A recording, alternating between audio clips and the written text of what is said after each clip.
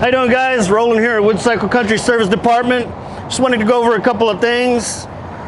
With the recent rains we've been having, we've been seeing quite the accumulation of mud and dirt on a lot of the units that are coming through.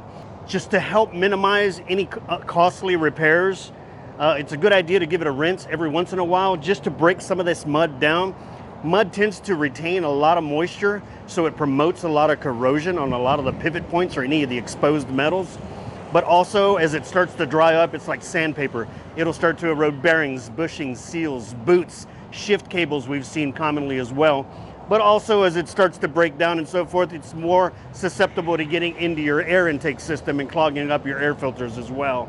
So just as a precautionary, kind of get into a habit of maybe once a week giving it a good rinse, just to break down some of this dirt accumulation and mud and so forth.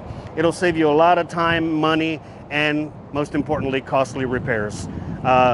Nobody wants to see the service department, but we are here for you when you need us, so give us a call if we can help.